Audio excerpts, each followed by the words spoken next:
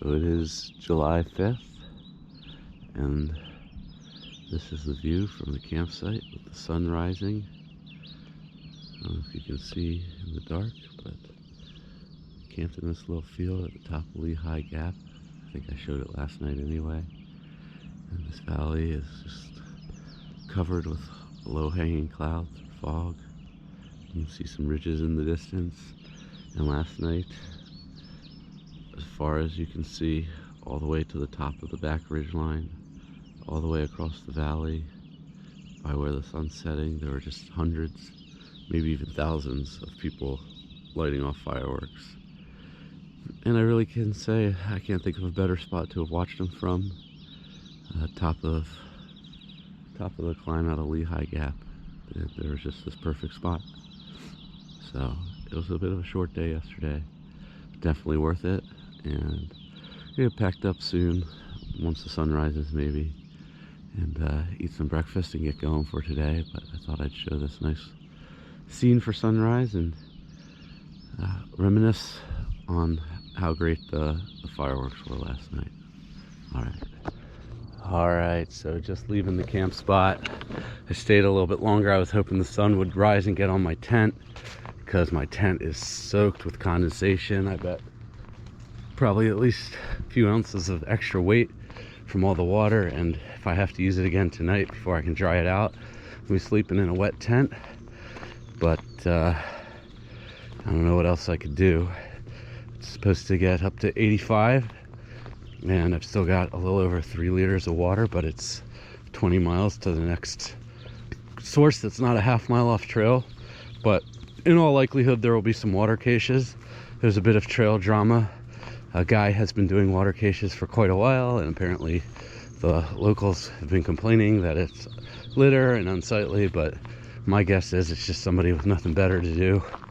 But anyway, rumor is that they threatened to fine the guy $600 per gallon that he left, so he was forced to stop leaving it. That doesn't mean that other people aren't leaving it, so just have to see. I want to get at least 20 miles in today. There's a town called Windy Gap, which is like 19 or 18, and it's got all the fast food in the world. It doesn't really have any lodging. It's a mile and a half off trail, and there's not really any shelters around it. So I don't know if I'm going to bother stopping there. I guess I'll just see. There's a lot of hiking before I get to that decision, and I have no idea if it's going to be rocky or nasty, but I am glad we got up Lehigh Gap last night. I don't have to do it, and tomorrow it's supposed to get back into the 90s, and I was just told there is a tropical storm of which we may see the remnants later in the week, so not looking forward to that. So maybe I'll save a 0 day or something for that if it keeps tracking this way. But for now, we're underway. It's day after 4th of July. Had a great fireworks show last night from that beautiful spot.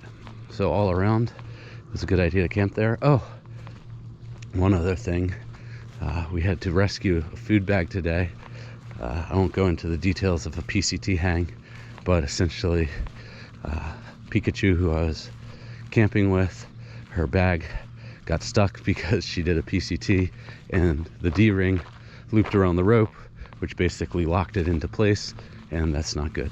So we had to cut it down, fashion a knife onto a long stick, and slowly cut it down. But fortunately we did get it down because she had a lot of food in there. And yeah, but that was our morning, and I'm underway, and Pikachu may catch up with me or may not, I'm not sure.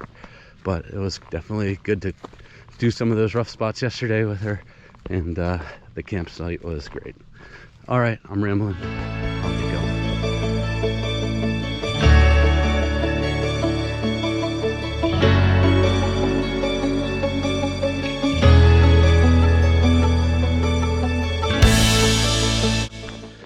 All right, it's around noon, and still hiking. And I may figure out a plan for tonight, because I wanted to go to Windy Gap, and there's only one place listed for lodging. Everything says it's a complete dump. So I didn't really know if I was going to go in, and it's probably full. But I was just sitting, taking a break, and looking at gut hooks for the next gap, which is the one before Windy Gap, which is called Smith Gap. And somebody said that they're just building a hostel there. And so I texted them and asked them if they did Windy Gap. And they're gonna get back to me. But hopefully their hostel is taking people. And that'd be good, because I can get off at Windy Gap, be about a 20-mile day, and have a good place to stay if it's not too expensive. So I'll just wait for them to get back. I just heard my phone ding. That might even be them. And maybe I'll have something worked out, because if not, I'm gonna end up having to find a stealth site again. All right, well, keep on hiking.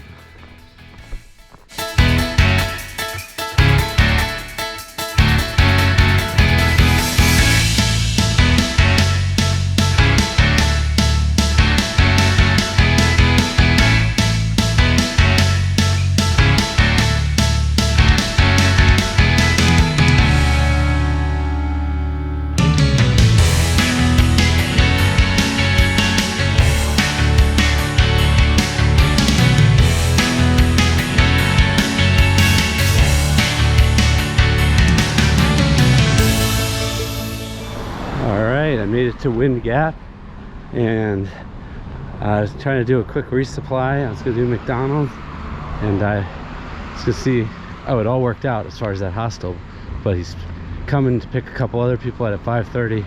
It's 4:50, and I got about a mile to walk, so I'm gonna try to do a quick resupply and get the shuttle back at 5:30. He did say he could pick me up later, but it might be a little while because of traffic and everything. So I'm just gonna try to get it all done here. But gotta double time my walk and do a little hustle. But it's nice because the hotels in this area did not get well reviewed on gut hooks. So I'm glad I found this hostel, and the price is reasonable. It was $40 for the shuttle, but the hostel itself is by donation.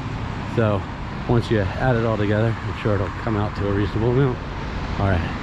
I'll check back with you when I get to the hostel. Try to remember to show you how it is. All right.